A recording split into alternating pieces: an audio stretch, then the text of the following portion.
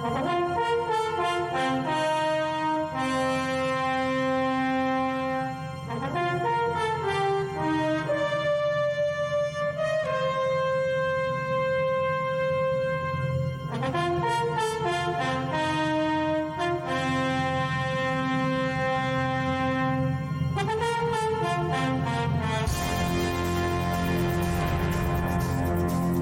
evening, ladies and gentlemen. Welcome to the Midland Cultural Center, and welcome to A Day in the Life. Now, here is the host of A Day in the Life, Fred Hacker. Well, good evening, and welcome to A Day in the Life. Welcome to those of you who are with us here in Rotary Hall of the Midland Cultural Center, and welcome to those of you who are joining us on Rogers Community Television. We welcome all of you, and I know that we're in for a great evening tonight. I am so impressed by the young lady that I'm about to introduce. She is the youngest guest we've ever had on this program. I believe she is destined for stardom, and I think you'll agree with me when you meet her. Please welcome Jasmine Jenkinson.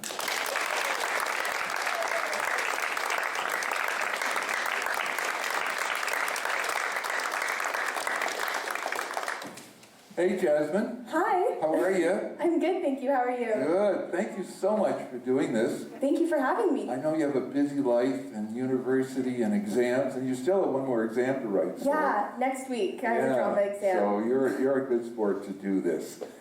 So through you, I'm going to explain to our audience sort of how the program works, and you and I are just going to forget about them and have a chat. Sure. Okay? Yeah. So what we're going to do is talk about your life from a point of view of the people, the events, the circumstances that have inspired you to this point in your life. And I know that through the successes you've had, we'll be inspiring the people in the audience, both those here in the room with us and those who are joining us on television. Sounds good. So let's start right at the beginning. Where were you born? I was born in Midland, Ontario. Midland, Ontario. Fine place to be born. Yeah, wonderful place. You chose well. I did. And tell us about your parents. Well, my mom is a guidance counselor at Elmville District High School, and my dad is a history teacher here in Midland at GBDSS. And what role did your mom play? We'll start with her in terms of your budding young career. She is my biggest supporter. She drove me to endless dance practices, singing recitals, music performances, auditions, rehearsals, shows. She sat through so many shows. Yeah, she's just my biggest supporter. Good for her. Is she artistic herself? Is she a performer?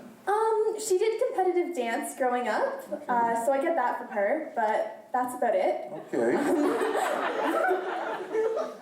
And your father, shall I ask whether... No, I won't ask if he has any skills.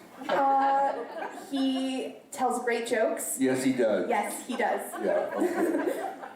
And what role has he played in your young career? My dad has definitely influenced me in terms of like his silliness side. He's always doing crazy voices. He's making videos, doing skits. So I definitely get that creative aspect from him. Yeah, and my last name, so. Now, you went to the school where he teaches. Yes, I did. Were you ever in one of his classes? I was. Grade 12 history, I had him as my teacher. And how did that go? It was interesting. It was fun. I got picked on, but all of his students get picked on, so it was okay. It was a mutual experience. I have been told by my daughters who he taught that he picks on everybody. Yeah, it's kind of his thing. Yeah. Now, I think, I know, I saw when I was addressing the audience that your grandmother is here. Yeah. She's a big fan, too. She is. Yeah. Number one fan. Number one fan. So your family, at least on the Jenkinson and the Lumsden side, has been in this community for a long time. Yeah, they have. I'm wondering what personality traits you think you got from your parents. My mom, I definitely get all of my academic traits. Organization, time management, my love for color coordinating, focus, that's all very much from my mom. My dad, you know, he gives me, he has shared his love of the outdoors with me, and he's very adventurous. So, I like cliff jumping. That's very much from my dad. Boating, fishing, camping. That's all very much from my dad. So there's the family. There they are. And I can figure out which one you are. I can figure out which one your mom is. I can figure out which one your dad is. So let's talk about the fourth person there. Who's that? That's my sister Maya. Mm-hmm. She's my best friend. Really? Really, yeah. Wow. Yeah. She's your sister. I know. Well, she gave me $20 backstage to say that on here. But, I love her anyways. Do you ever fight? Yes, but we make up in the end. We fight about silly things, and then 1 minute later, we're hanging out and laughing again. She's talented too, isn't she? Very talented. Tell us about that. My sister and I love to dance together. That's something that we've done our whole lives together, and we love being on stage. We've done duets together. Yeah. How about that? Matching pants. Yeah.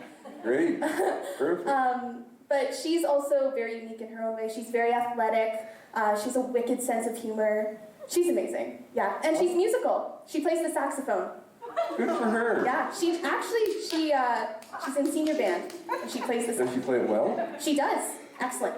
No kidding. Yeah. She's only in grade 9. I know. She learns quick. Wow. Yeah. Okay.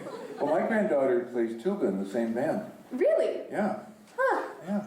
It's quite a band. We have to go watch one of their performances. Yeah. Let's talk about your education. Sure. Where did you go to primary school? Bayview Public School is where I started. That's where you started? Yeah. They didn't keep you? They didn't. No, I left. I switched to Mundy's Bay for extended French in grade 5. So you had 2 schools once you got into the extended French. Yeah. What were your interests while you were in primary school? I sang a lot. I was in a choir when I was younger, and then it transitioned to private vocal lessons. I was doing dance always growing up. And in primary, there's not a lot to join within the school, but once I got to Mundy's Bay, I did a lot more. Did you ever take piano lessons? I did. Yes, I took piano lessons. It didn't stick. I took it for a couple years. Okay. I learned the basics, and then I quit. And what kind of achievements did you have when you were in primary school? Primary school. I was valedictorian when I graduated grade 8, so that was fun. Yeah. Most of my awards when I was younger was from outside of school, so like dance competitions or music festivals. Well, we'll catch up with that in a minute. There was also a student parliament while you were going to primary school, wasn't there? Yes, at Mundy's Bay. I was on student parliament. And what's that all about? Just about learning to be a leader. Honestly, we're so young, so there's not much we can do, but we ran events and helped with younger classes and ran assemblies, so it was a good beginner level. Good, good. Now, I'm always interested in what teachers have an impact on people's development and what that impact is. So can you think back to some of the teachers you had in primary school? We'll start in primary school. Mm-hmm. and think of some that may have given you some direction or inspired you, made you enthusiastic, and what did each of them do for you? Yeah, well at Bayview, my kindergarten teacher, Miss Dudley, was excellent. She taught me how to read, so kind of set me up for success. And then my grade 4 teacher, Mrs. Schwarf, was really great too, and I learned a lot from her. And then at Mundy's Bay, in grade 6 I had Madame Robertson, and she was excellent. And then Madame Ely, who never taught me, but I helped out with her class a lot, and she was very involved within the school community, so all 4 of them have taught me a lot. That's great. Yeah. Well, let's talk briefly about outside, because I am going to come back and focus, if I may, on some of the various performances that you've done down through the years. But during the time that you were in primary school, what people would have been influences on the outside?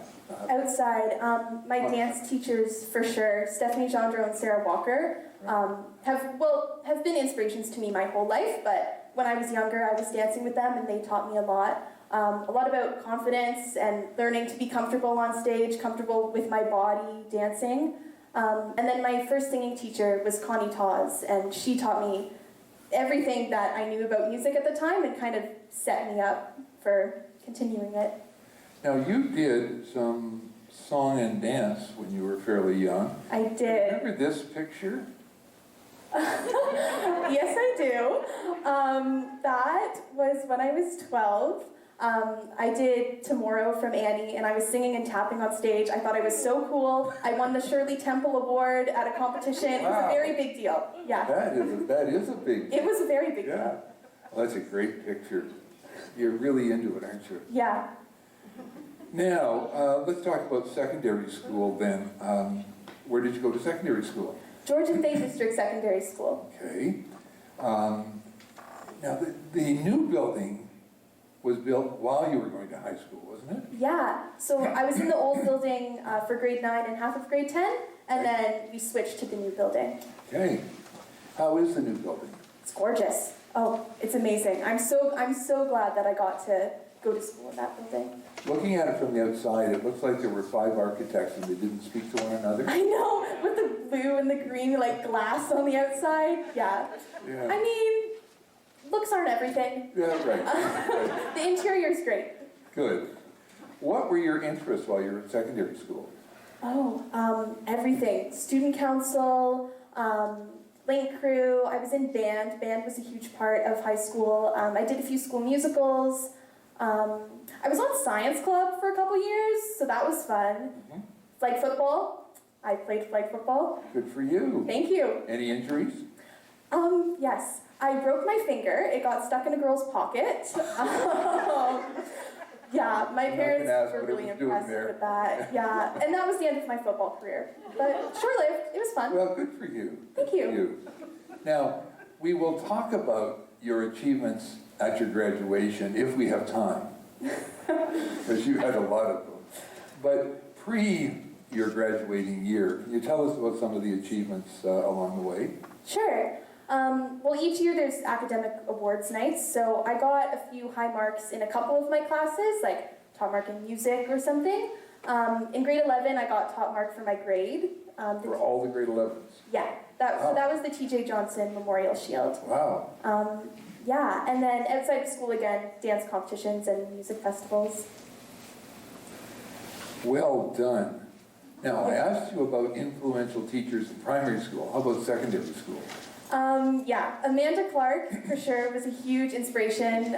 She ran the music program and concert band, which like some weeks honestly got me through the week was just going to concert band. So she's an excellent mentor and someone that I still look up to. Mr. Rodnick, Matthew Rodnick, was another music teacher who was amazing. Nancy Power taught science a couple times to me, and also Rob Miron, who taught me math. Very patient man. Math wasn't a highlight? It was a highlight because he taught it well, Good but answer. I have a lot of respect for him because he taught advanced functions online and still made it understandable. Wow. Yeah, That's a master. yeah, he's a master. Now, any other inspirations? You would have had a dance teacher. Yes, still Stephanie Gendreau and Sarah Walker. They continued to influence me throughout my whole life. I had a new singing teacher, Edwina Douglas. She lives in Barrie.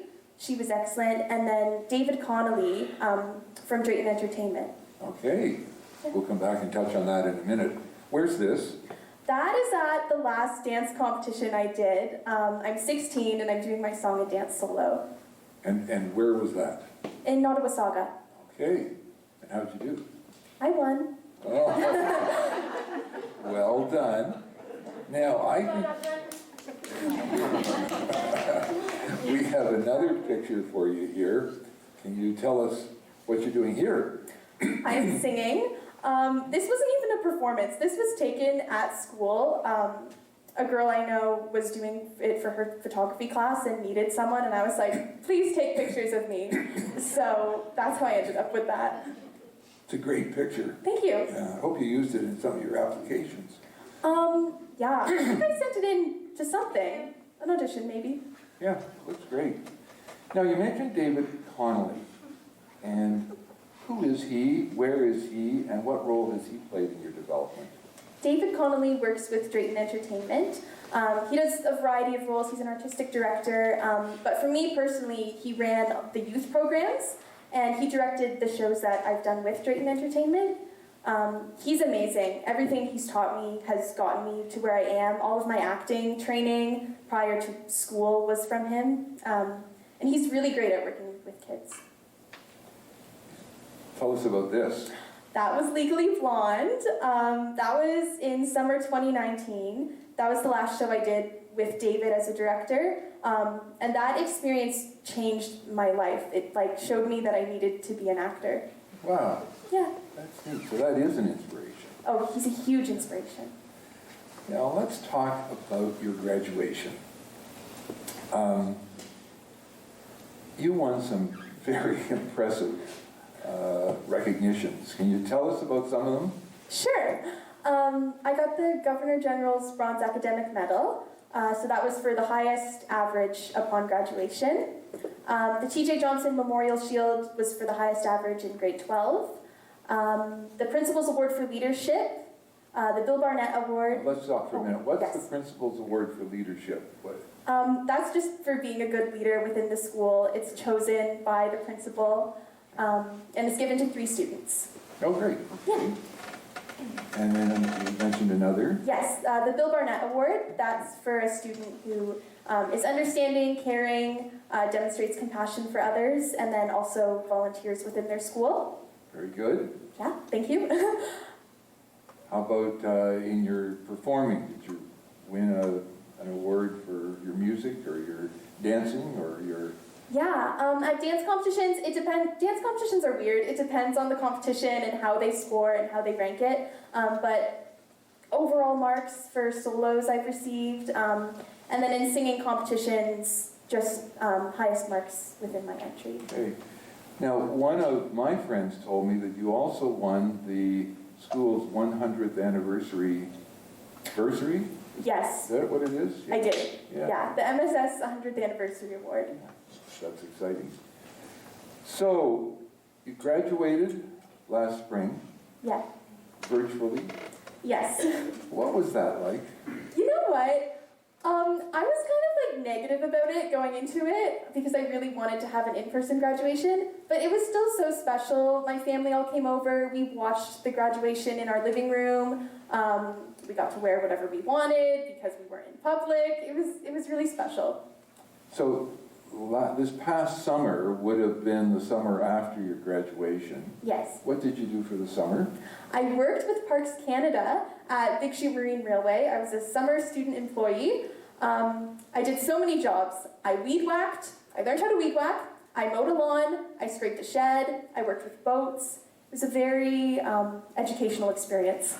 You would hear some fascinating comments by people going over the big chute in your boat for the first time. I did, yes. And also people from all over. Like, some people were from Hawaii. Some people had boated from Europe. I was like, how did you come across the ocean? They showed up. I know when we would go over it, the comments of people there for the first time, like, are we going to fall? Yeah. You know, they're looking down from the top particularly, you just think, Yeah. make it. It's a very cool structure. Did you ever operate the cart? They taught me a little bit. I wasn't technically allowed to because I wasn't employed as an operator, but I did get to be on the cart quite a bit, and they taught me how it worked. That's great. That's great. Now, I have a picture here. I recognize 2 people, but who's the young man in the front? That is my father. That picture was taken balancing on a rock covered in algae on a waterfall, trying not to fall down. Oh, that's cute. My mom wasn't there, so that's Where why. is it? That's in Go Home Bay. And Mom's taking the picture. No, Oh. Mom didn't know. Mom didn't know. Oh, she didn't know. She knows now. Yeah. But And you did a little performance in your backyard, I think. Tell me about this picture. What's this all about? oh, that was at Little Lake Park. Oh, was it? That was at the end of the summer. My dance studio organized a photo shoot for all the dancers. So yeah, that was taken by Kevin Cascanet. You look great. Thank you. That's a very professional pose. Thanks. Well done. That's your last dance before university. Yeah. Yeah, great. Now, university. Yes. Where are you going to university? I go to University of Toronto, Mississauga. Okay. And do you have a sweatshirt or a t-shirt? I have a t-shirt. I also have a sweatshirt that my aunt gave me, so I have both. Okay. Now, you won a spectacular national scholarship. Can you tell us the name of it first of all? Yeah. It's called the U of T National Scholarship. How about that? Very inventive, weren't they? Very creative. Yeah. And I understand that that is the most prestigious award given to a graduating student entering U of T. Yes. I'll say that so that you don't have to. Thank you. And what does it celebrate? What's the award recognize? On their website, it says it's for creative and original thinkers, students who are committed to their school and community, high achievers, both with academics and creative endeavors, and committed to, enthusiastic about learning. Well, you will. Here I am. How many applicants were there for the scholarship? There were 1,000. 1,000 applicants. Yeah. And how many scholarships were given? 13. Across Canada. Yes. Yeah. Now the process is interesting. What did you have to do to apply? There were multiple rounds. So round 1 was just the written application. I had to write a couple of creative essays. I had to write a letter of reference for myself. I had a letter of reference written for me, and then I sent that in.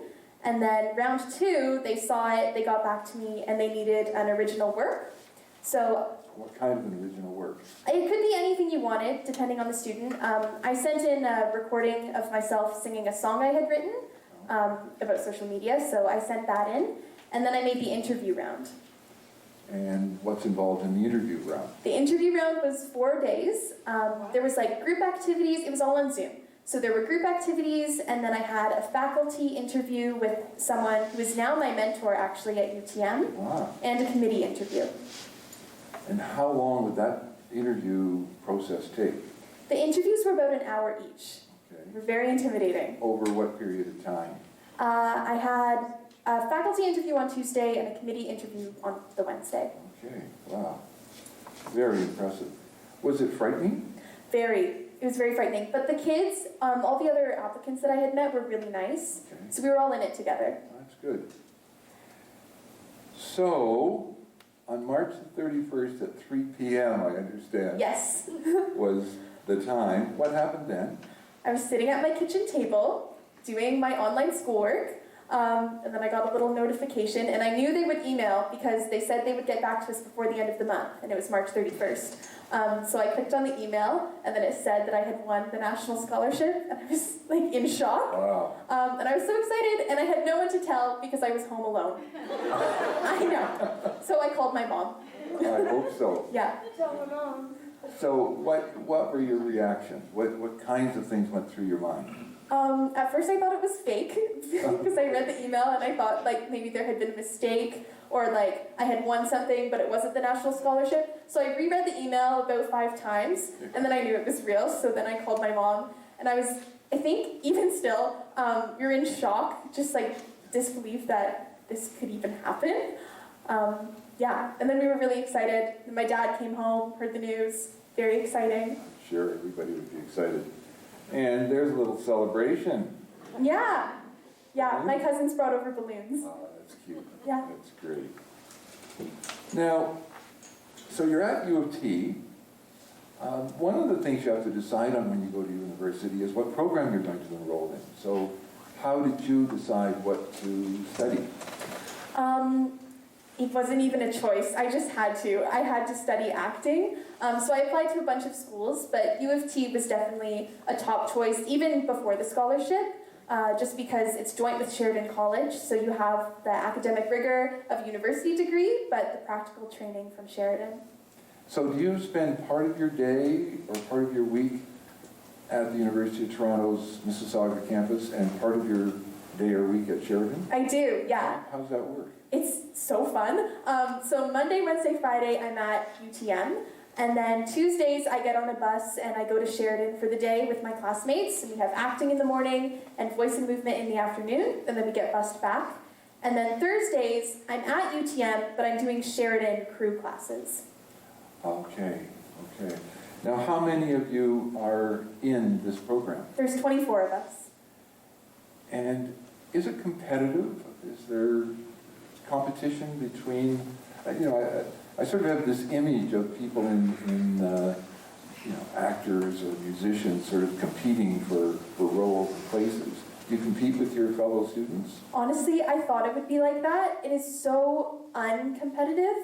Everyone is so supportive. We all want each other to succeed. And actually, my acting teacher last week, he was talking to our class and he said, everyone that you have not met yet is your competition, but everyone that you have met is an ally and a friend. So we're all working together. That's a good way of looking at it. Yeah.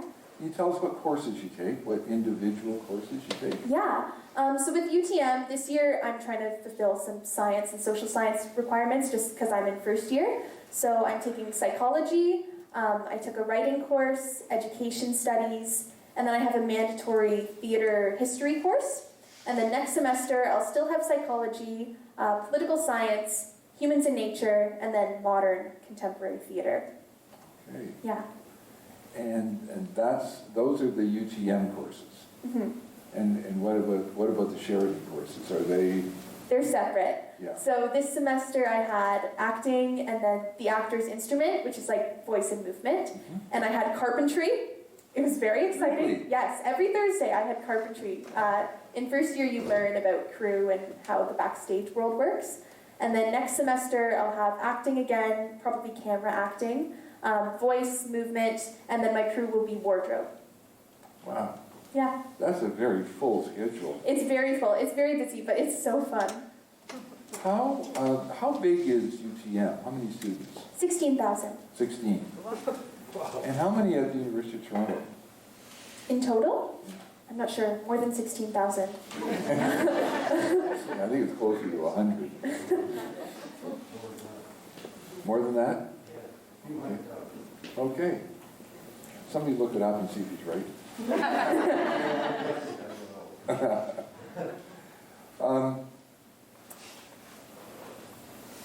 You commented to me when we were talking about doing this program together that being at university is like a dream. Yeah. Can you elaborate on that a bit? It is a dream because all I've wanted for so long is to get to go to acting school and to get to be in acting classes with like friends in my classes who also want to be actors.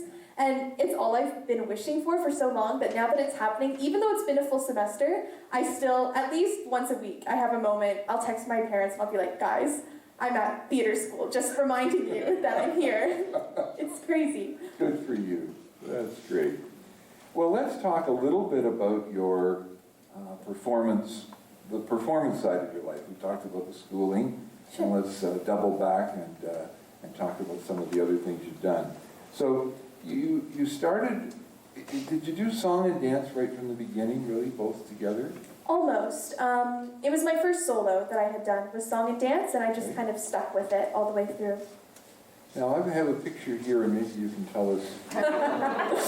Yeah, that was my first song and dance solo. So I'm 10 years old in that. Yeah, it was very special. And are you saying you're number one?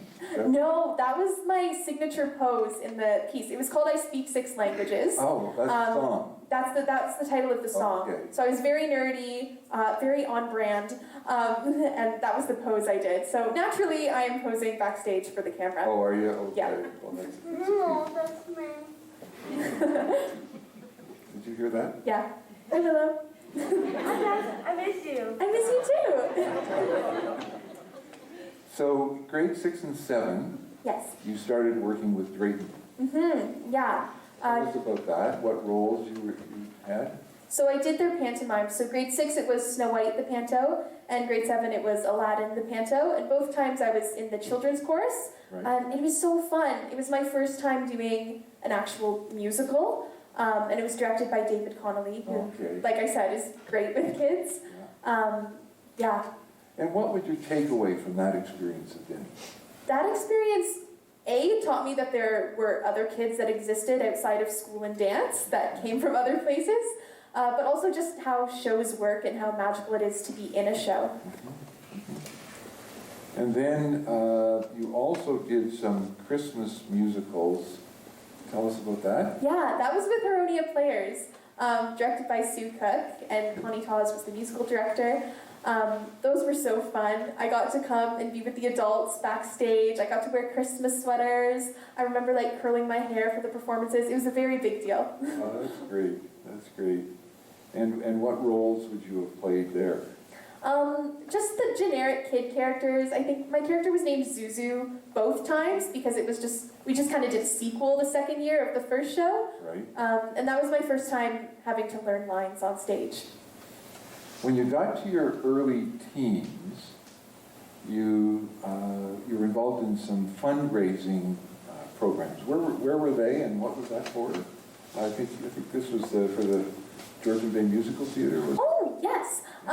Yeah, GBMTC did Halloween fundraisers. Oh. So I would perform, my dance studio was a part of it, so I performed with them.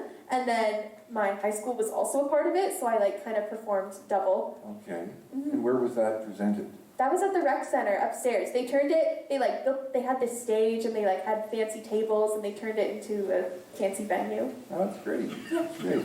Well, I'm going to show you a picture here. And Oh! Yep. There I am. what age would you be there, Jasmine? I think I'm 13 in grade 8. Okay. And That's the next year, Ghostbusters.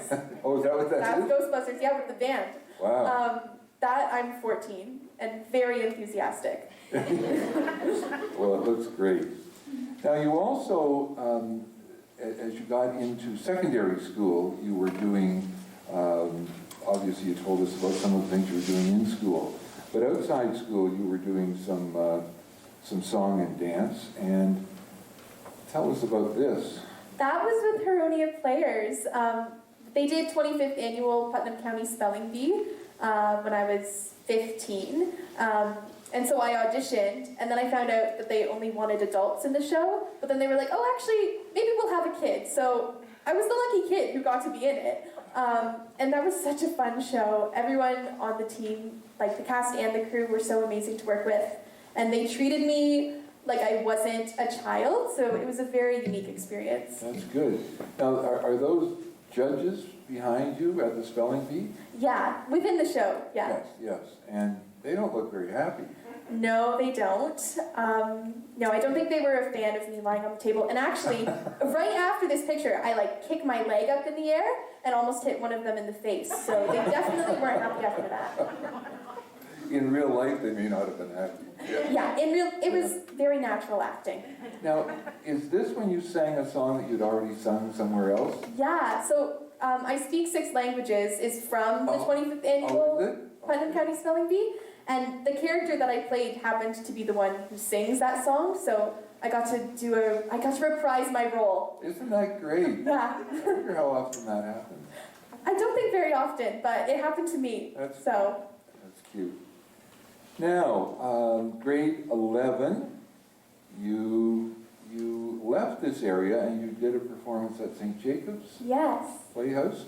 I think, do we have a picture of that? Is that? That's me. Okay. That was in St. Jacob's when I did Legally Blonde. Right. And that was the Drayton Entertainment pre-professional program. So I went away for 2 weeks with some friends who were also in the program. We all stayed together. And I stayed down there and did Legally Blonde, and it was incredible. Also, David Connolly. So it's a Drayton Theatre. It's Yes. part of the circuit that Yeah. Kingsworth is also part of. Yes. Yeah. Okay. Now, in high school, you played a part. Yeah, that's me as Sebastian in The Little Mermaid. Oh, great. Yeah, I had to learn a Trinidadian accent. It was interesting. Can you still do it? I cannot. Okay. I couldn't even do it then, honestly. Everyone tried. They were very supportive. They were like, oh, Jasmine, like, that's a great accent. But I knew. I'm not Trinidadian. I tried my best. Yeah. Well, that's a great costume. Yeah, very red. I still have, that hat is in my closet. Yeah? I saw it today, yeah. That's cute. Now, you also did some music training at the Meridian Art Center in Toronto. Yes. What was that all about? That was One Song Glory. So it was with the musical stage company. It was in Toronto. My voice teacher, Edwina, she told me about it. I was like, okay, I guess we'll audition. So my mom drove me down, as per usual, and I auditioned for the program, and then I got in.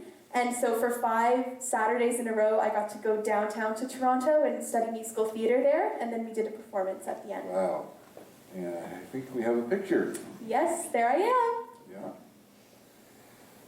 Now, tell us about some of the volunteer kinds of work that you've done down through the years. I started volunteering within my dance studio, just helping at dance camps, which later turned into a job for me, so that worked out.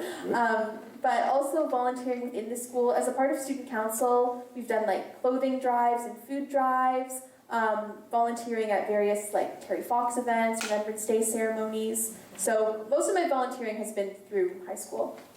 You were involved in something that was international in scope, called Your Voice is Power.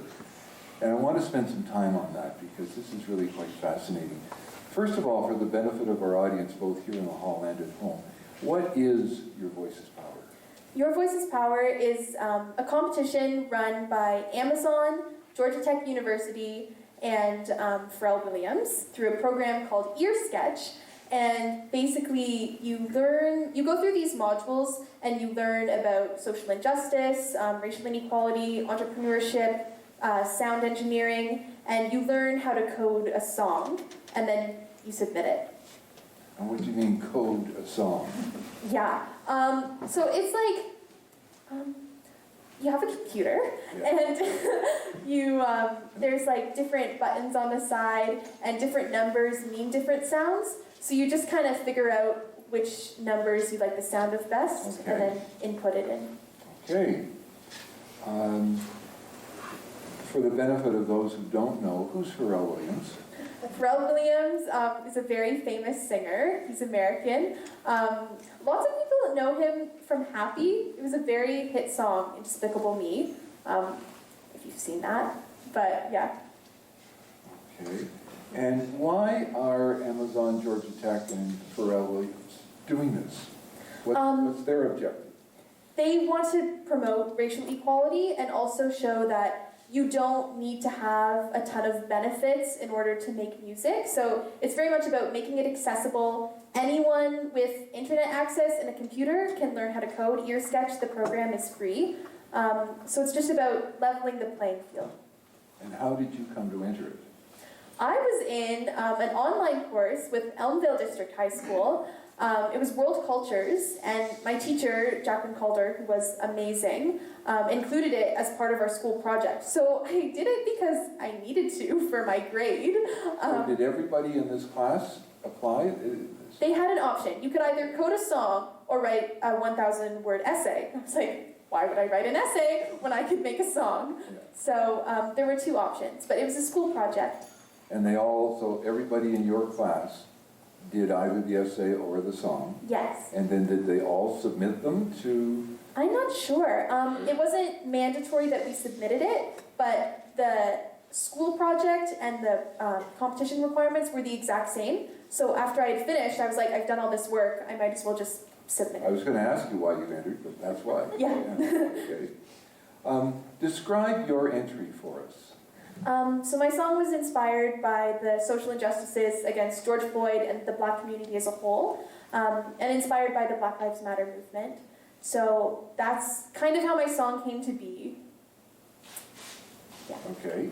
And what are the components of what you submitted then? So it started, the first thing I coded was the bridge. So I went online and I looked up protests from Black Lives Matter rallies, and I took the sound clips, also news reports, and inputted them into the song. And then I composed an orchestra instrumental section and put it underneath. And then once I had that, I went back and did the verse and chorus and the ending. So I took Pharrell Williams' lyrics from his song Entrepreneur. It's a rap song. I took them and I wrote a melody, and then I recorded myself singing the melody and put it into the song, and then I added music. Wow. And there it was. Now, did everybody have to use the words from entrepreneur? No. So this was just your initiative? Yeah, well, it was, you had to do a remix of Pharrell's song, so you could use any aspect of it that you wanted. I only kept the lyrics and changed everything else. Okay. And what was your inspiration for the finished product? The Black Lives Matter rallies, and the competition was called Your Voice is Power, and through it I learned that they are right, and I was like, okay, I can do this, I can use my own voice to make power, so I tried my best, and yeah. What were your expectations? Not very high. I'm like the least technologically advanced teenager you will ever meet. Really? Yeah, not my thing.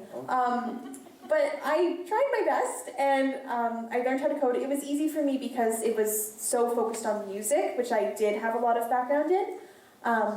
So that's how it came to be. And I submitted to the competition solely for the purpose, it was pride. It was really pride. I had done so much work for this school project, and I was like, here you go. Yeah. So I sent it in, and I did not expect to win. You said you did so much work. How much time would have been involved, beginning to end, in putting that together? It was about 40 hours, I would say. And how long is the submission, the piece that you sent them? 3 minutes. 3 minutes. 40 hours? 40 hours for 3 minutes. 3 minutes. Yeah. Well, that's the way showbiz is, isn't it? Yeah. A lot of hours for getting one thing perfect. Yeah. How did you learn that you won? I got an email. So I first found out that I was a finalist, which I was ecstatic about. I got an Amazon gift card. I was in disbelief about that. And then my teacher emailed me, and she was like, hey, Jasmine, the people from Amazon want to meet with you. They want to announce the winners over Zoom. And I was like, why would they announce the winners if I was not one of them? Why would I attend that? So I showed up on the Zoom call. Then there was like representatives from like Georgia Tech and Amazon and Earsketch. And I was like, hi, everyone. And then they were like, we have this video to show you. And they played the video, and it was of my song. And then it said that I was one of the winners. Oh, that's wonderful. It was very cool. That's so great. How many entrants would there have been? Do you have any idea? There was about 1,500. 1,500. Wow. And how many winners? 5. 5 from around the world. Yes. Wow. And what did you receive for your successful submission? I got $5,000 American. Which is like about 25,000 Canadian. Basically. I think it came to like 6,200. Yeah. Now, we never mentioned, we talked about that great scholarship you got, and I just realized we didn't mention, is there any monetary side to the scholarship you won from the U of T? A small one. 4 years of tuition, residence, and incidental fees paid for. Wow. Yeah. That's unbelievable. Yes, it is. Yeah. Good for you. Thank you. Well, I think, let me just ask you one more question about this, Your Voice Has Power. What did you take away from the experience of participating in that? That experience was honestly a real confidence booster for me because I've like written songs before, just for my own ears, not really shared it with everyone. So sending that in, I honestly, like truly, I did not think anything of it. And so by winning that competition, I was kind of like, oh, okay, I can like work with technology. So it was a real confidence booster, and it led me to do sound design in university on a show. So, yeah. That's great. Well, I think it's time for us to hear your submission. Okay. Can we play it? Go for it. Okay. Glenn, can you cue that up for us? I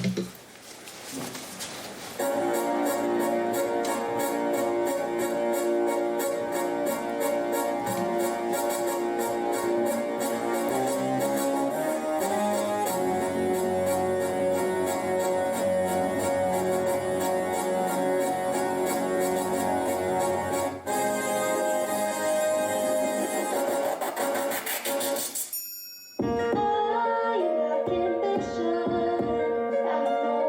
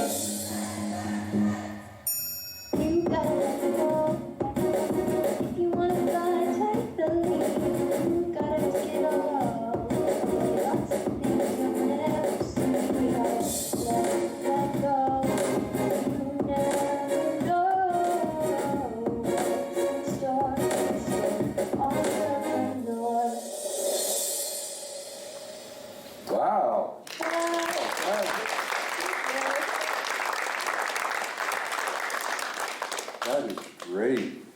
Thanks. I like it with the acoustics in here. Yeah, it sounded very cool. Did it? Yeah, I've only heard it from like my little laptop, so. Well, that was the first thing. I had heard it on my computer too, but boy, it really resonates in here. Yeah. Yeah, that's great. Well done. Congratulations. Thank you. Now that led to another experience for you with something called e-talk. Yep. What's e-talk?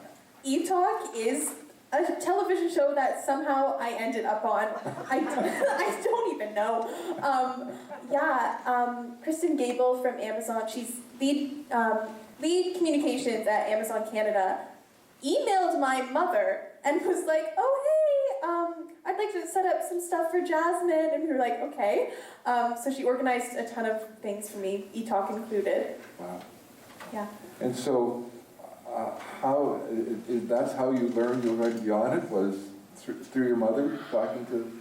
No, then I eventually was like, okay, Mom, I can handle this. I couldn't, she still had to help me. But then Kristen got my own contact, and so she had arranged a few things prior to that, and then she was like, great news, you're gonna be on e-talk. And what was the process leading up to that? Did they videotape you or take They pictures? did, it was really cool. Okay. I was sitting in my room doing psychology homework, and they called and were like, oh, we want to bring you down to the studio tomorrow to film some things for e-talk. And I was like, okay. So they taxied me downtown to this studio apartment, and they had this whole set up, and I got to like sit there and pretend to code, and they were filming, and I sang a bit, and they filmed, and then we went to a park, and they I think filmed we have me. a picture of that, don't we? Yes, that's the apartment. Oh, so that's not your house? No. This is like... supposed to look like your house, is it? Yeah, it was. Okay. The goal was to recreate what might have happened had someone recorded me when I was making the song. Okay. Yeah. Okay, and I think we have another picture. Yeah. So that's actually you on television in the middle and the real you on the left. Yeah. Just a casual Friday. Great. What else did they do? Then they took me to a park and we filmed some more. They wanted me like walking around, getting inspiration. So they did that. And then that finished, they taxied me back to UTM. And then the next week I had an e-talk interview. Okay. Yeah. Great. Well, I've seen it. We can't unfortunately play it, but you did very well on it, so congratulations.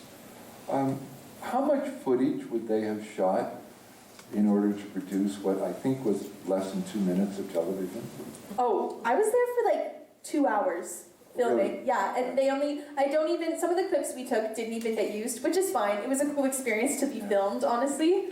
But yeah, it was a morning. But that's a real education, isn't it? The amount of footage that gets shot. Mm-hmm. You know? And they had so many different lights. There's only one in the picture there, but there was like about 4 different lights, and they would move them all around depending on what shot they wanted. Wow. It was very cool.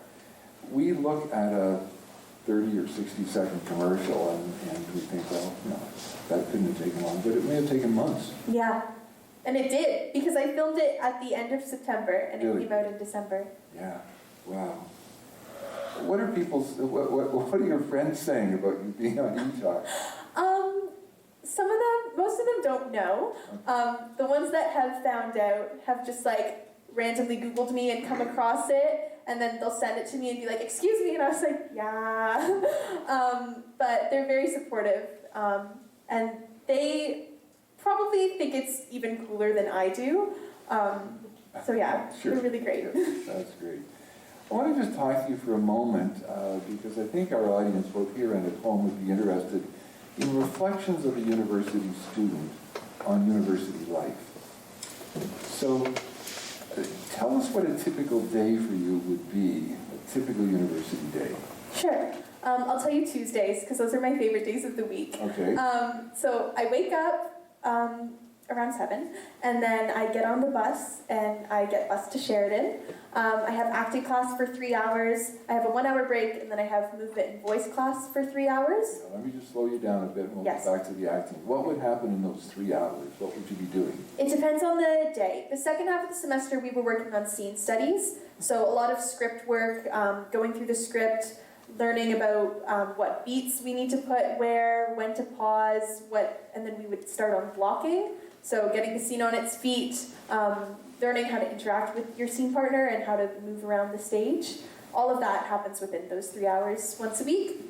And Does everybody get a turn at yes, the blocking or the scripting or whatever? Yeah, everyone is in their own individual scene, and we all work on it individually, and then at the end we do a showcase and we show everyone. Okay. So, I'm sorry, I slowed you down. So lunch, and then in the afternoon?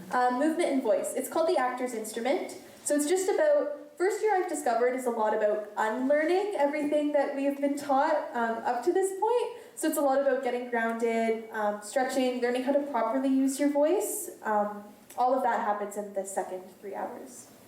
Okay. Yeah. And then back on the bus? And then I get bussed back. So I get back usually around 6. So I'm gone 9 to 6. And then once I get back, I have dinner, and then I do all of the schoolwork that I have not done all day because I've been at Sheridan. So it depends on the class. Usually I'm writing an essay and then doing psychology homework, maybe doing a reading for my drama class, and then go to bed. Now, where do you eat?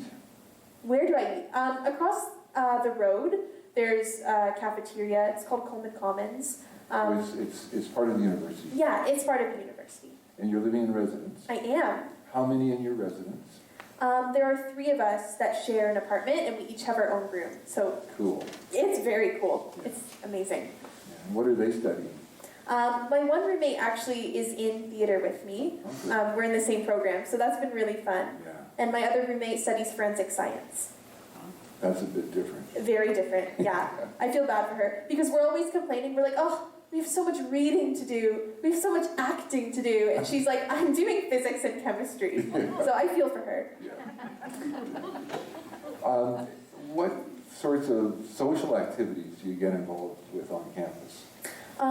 It depends.